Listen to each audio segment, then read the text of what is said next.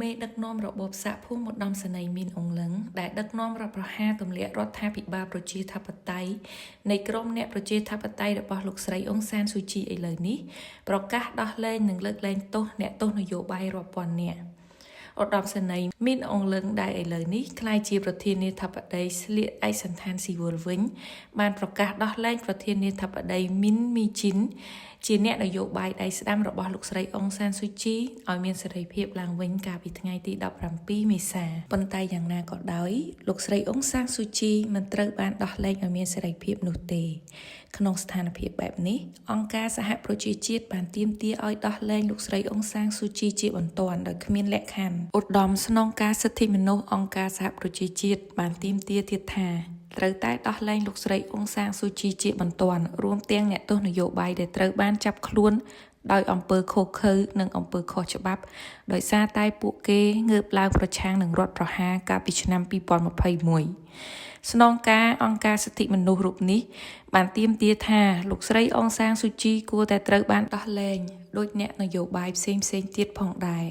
ស្នងការសិទ្ធិមនុស្សអង្គការសហប្រជាជាតិរូបនេះបារម្ភពីសុខភាពរបស់លោកស្រីអ៊ុងសានស៊ូជីវ័យ80ឆ្នាំលោកស្រីមានទោស27ឆ្នាំពីបទញុះញង់អំពើហិង្សាប្រព្រឹត្តអំពើពុករលួយ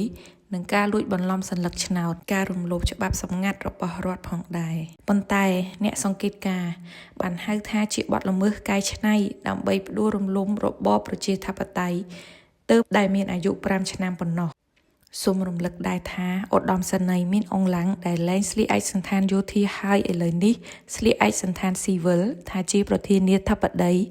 បានសម្រេចដោះលែងអ្នកទោសជាង4300នាក់និងបន្ធូរបន្ថយទោសភាគច្រើននៅទូទាំងប្រទេសប៉ុន្តែលោកស្រីអ៊ុងសានស៊ូជីមិនត្រូវបានដោះលែងតែត្រឹមបន្ធូរបន្ថយទោសតែប៉ុណ្ណោះពិភពលោកមិនព្រមទទួលស្គាល់របបឧត្តមសេនីយ៍មីនអង្លាំងនោះទេបើទោះបីជាព្យាយាមបោះឆ្នោតបំលែងខ្លួនទៅជារបបរដ្ឋាភិបាលស៊ីវិលក៏ដោយនោះព្រោះរបបនេះបានធ្វើរដ្ឋប្រហារទម្លាក់រដ្ឋាភិបាលប្រជាធិបតេយ្យកើតចេញពីការបោះឆ្នោតរបស់ប្រជាជនកាលពីថ្ងៃទី1ខែកុម្ភៈឆ្នាំ2021ធ្វើឲ្យប្រជាធិបតេយ្យដែលទើបមានអាយុ5ឆ្នាំប៉ុណ្ណោះក៏ត្រូវស្លាប់ទៅវិញយ៉ាងណាមីនអង្លាំងឧត្តមសេនីយ៍កំពូលបំផុតមេដឹកនាំរដ្ឋប្រហារកំពុងតែងតាំងខ្លួនឯងជាអ្នកអនុគ្រោះដល់អ្នកទោសនយោបាយជាអ្នកផ្សះផ្សាជាតិនៅពេលនេះតែពិភពលោកចាត់ទុកថាបុរសនេះចេះអោបក្រសោបអំណាចគ្រប់យ៉ាងទាំងអស់ដើម្បីខ្លួនចាក់ចេញពីឯកសណ្ឋានយោធាទៅស្លៀកពាក់ឯកសណ្ឋានស៊ីវិល